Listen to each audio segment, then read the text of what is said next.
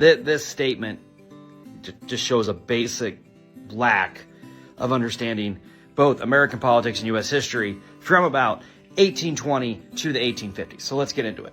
All right, map of the United States. Missouri Compromise is where we're going to start. 1821 allows Maine to enter in as a free state, Missouri to enter in as a slave state. Part of the Missouri Compromise says that this line of latitude, 3630, will not have any slavery allowed above it. So, according to the Missouri Compromise, as long as states are made out of territories not above 3630, you don't have slavery in them. Slavery was basically banned from this entire area up in here. No slavery whatsoever. I smudged Kansas.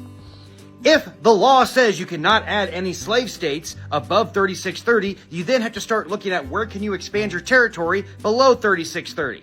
Enter in Texas and the Mexican-American War.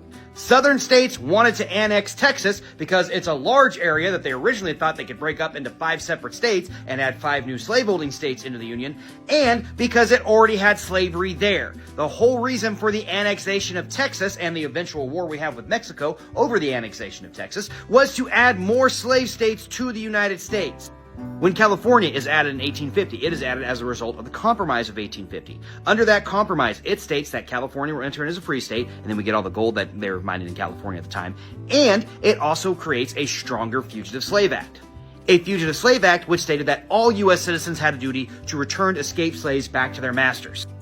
When Northerners who tried to help escape slaves were charged with these crimes and they were put on jury in northern cities, because that's where they were arrested, northern juries would find them innocent and say they didn't break the law. So southern states really didn't like that because, again, they felt like their rights as slave owners weren't being protected. Part of the reason we have the Kansas-Nebraska Act is these two territories are organized into states, and then they get to decide whether or not they're going to allow slavery into them.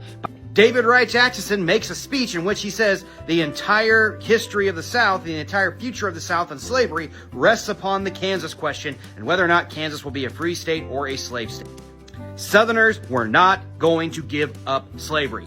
When Andrew Johnson allows Southern states to be readmitted to the Union under very lenient plans, they start passing black codes. Codes which essentially relegated African Americans to second-class citizenship and had provisions in which they could remain slaves without being called slavery. That is why we have the 13th, 14th, and 15th Amendments to make those types of things illegal. Because even in the immediate aftermath of the Civil War, there are still Southern states that are trying to enslave African Americans because they don't want to lose that power and the amount of labor they had over the slaves. So no, slavery wasn't going away on its own. At all, in any way, shape, or form. Have a good day, ladies and gentlemen. Peace.